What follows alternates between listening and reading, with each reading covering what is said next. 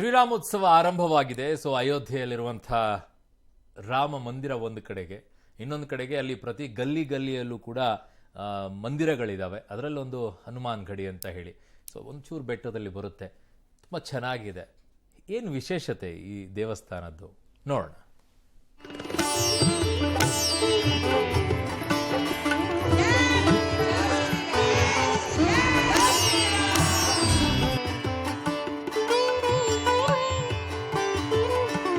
ದೇಗುಲಗಳ ನಾಡು ಅಯೋಧ್ಯೆ. ಅಯೋಧ್ಯೆಯಲ್ಲಿ 1000ಕ್ಕಿಂತ ಹೆಚ್ಚು ದೇವಸ್ಥಾನಗಳಿದಾವೆ ಅನ್ನುವಂತಹ ಉಲ್ಲೇಖಗಳಿದಾವೆ. ಹೀಗೆ 1000ಕ್ಕಿಂತ ಹೆಚ್ಚು ದೇವಸ್ಥಾನಗಳ ಪೈಕಿ ರಾಮ ಮಂದಿರವನ್ನು ಹೊರತುಪಡಿಸಿದ್ರೆ ಅತ್ಯಂತ ಪ್ರಮುಖವಾದಂತಹ ದೇವಸ್ಥಾನ ಹನುಮಾನ್ ಗಡಿ.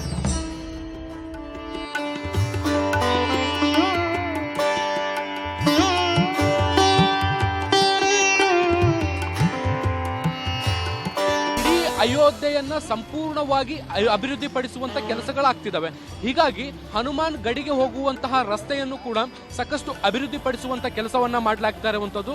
ನಾನು ಹೇಗೆ ಅಭಿವೃದ್ಧಿ ಕೆಲಸಗಳು ನಡೀತಾ ಇದ್ದಾವೆ, ಅದ್ರ ಜೊತೆಗೆ ಹನುಮಾನ್ ಗಡಿ ಹೇಗಿದೆ ಮತ್ತೆ ಅದರ ವಿಶೇಷತೆ ಏನು ಅನ್ನುವಂಥದ್ದನ್ನು ಕೂಡ ನಿಮಗೆ ತೋರಿಸ್ತಾ ಹೋಗ್ತೀನಿ.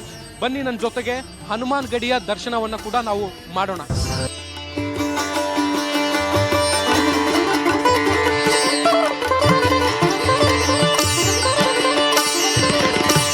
ನಾವೀಗ ಅಯೋಧ್ಯೆಯಲ್ಲಿರುವಂತಹ ಹನುಮಾನ್ ಗಡಿ ದೇವಸ್ಥಾನದ ಮುಂಭಾಗದಲ್ಲಿದ್ದೀವಿ. ನನ್ನ ಹಿಂಭಾಗದಲ್ಲಿ ನೀವೇನು ನೋಡ್ತಾ ಇದ್ದೀರಿ ಅದು ಅಯೋಧ್ಯೆಯಲ್ಲಿರುವಂತಹ ಪ್ರಖ್ಯಾತ ದೇವಸ್ಥಾನ ಹನುಮಾನ್ ಗಡಿಯ ದೃಶ್ಯಗಳನ್ನ ನೋಡ್ತಾ ಇದ್ದೀರಿ.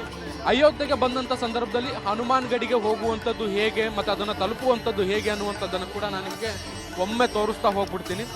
ಈ ರಸ್ತೆಯನ್ನು ನೋಡ್ತಾ ಇದ್ದೀರಿ, ಇದು ಅಯೋಧ್ಯೆಯ ಒಳಗಡೆ ಬರುವಂತಹ ಮುಖ್ಯ ರಸ್ತೆಯಿಂದ ಹನುಮಾನ್ ಗಡಿಗೆ ಸಂಪರ್ಕಿಸುವಂತಹ ರಸ್ತೆ ಆಗಿರುವಂಥದ್ದು. ಈ ಒಂದು ಮಾರ್ಗದ ಮೂಲಕವೇ ನೀವು ಒಳಗಡೆ ಪ್ರವೇಶವನ್ನ ಪಡಿಬೇಕಾಗತ್ತೆ. ಒಳಗಡೆ ಒಮ್ಮೆ ಬಂದ ಬಳಿಕ ನೀವು ಹನುಮಾನ್ ಗಡಿಯ ದರ್ಶನವನ್ನ ಮಾಡ್ಕೊಳ್ತೀರಿ. ಹಾಗೆ ಈ ಕಡೆ ಹೋದ್ರೆ ನೀವು ರಾಮ ಮಂದಿರಕ್ಕೂ ಕೂಡ ಈ ರಸ್ತೆ ಕನೆಕ್ಟ್ ಆಗುತ್ತೆ. ರಾಮ ಮಂದಿರಕ್ಕೂ ಕೂಡ ನೀವು ಇದೇ ರಸ್ತೆಯನ್ನ ಬಳಸಿ ಇದೇ ಮಾರ್ಗದಲ್ಲಿ ನೀವು ಹೋದ್ರೆ ರಾಮ ಮಂದಿರವನ್ನು ಕೂಡ ತಲುಪಬಹುದು.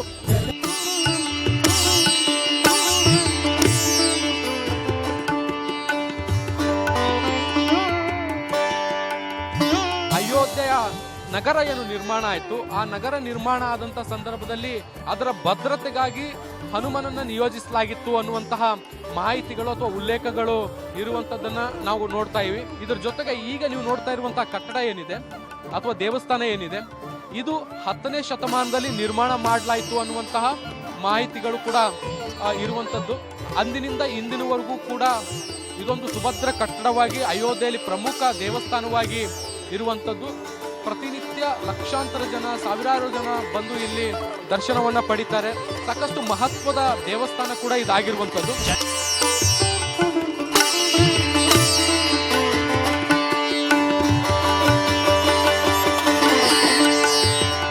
ಒಳಗಡೆ ದೇವಸ್ಥಾನ ಯಾವ ರೀತಿಯಾಗಿದೆ ಅನ್ನುವಂಥದ್ದನ್ನ ನಾವು ನೋಡಿದ್ರೆ ಇಡೀ ಗರ್ಭಗುಡಿ ಬೆಳ್ಳಿಯ ಲೇಪನದಿಂದ ಕೂಡಿರುವಂಥದ್ದು.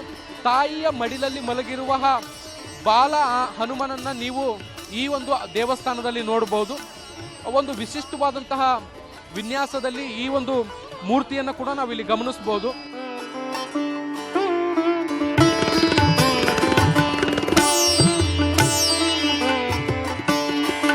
ಮತ್ತೆ ಅಯೋಧ್ಯೆಯಲ್ಲಿ ಸಾವಿರಾರು ಮಂದಿರಗಳು ಇದ್ರೂ ಕೂಡ ಅದರಲ್ಲಿ ಪ್ರಮುಖವಾಗಿರುವಂಥದ್ದು ಹನುಮಾನ್ ಗಡಿಯಾಗಿರುವಂಥದ್ದು. ಹೀಗಾಗಿ ಅಯೋಧ್ಯೆಗೆ ಬರುವಂತಹ ಪ್ರತಿಯೊಬ್ಬರೂ ಕೂಡ ಹನುಮಾನ್ ಗಡಿಗೆ ಭೇಟಿಯನ್ನು ಕೊಡದೆ ಎಲ್ಲೂ ಕೂಡ ಮುಂದೆ ಹೋಗೋದಿಲ್ಲ. ಹೀಗಾಗಿ ಇದು ಒಂದು ಪ್ರಮುಖ ಧಾರ್ಮಿಕ ಸ್ಥಳವಾಗಿ ಇರುವಂಥದ್ದನ್ನ ಅಯೋಧ್ಯೆಯಲ್ಲಿ ನಾವು ಕಾಣಬಹುದು. ಕ್ಯಾಮ್ರಾ ಪರ್ಸನ್ ಜಿತೇಂದ್ರ ಕುಮಾರ್ ಜೊತೆ ಶಬೀರ್ ಇಡಗುಂದಿ, ಪಬ್ಲಿಕ್ ಟಿವಿ, ಅಯೋಧ್ಯೆ.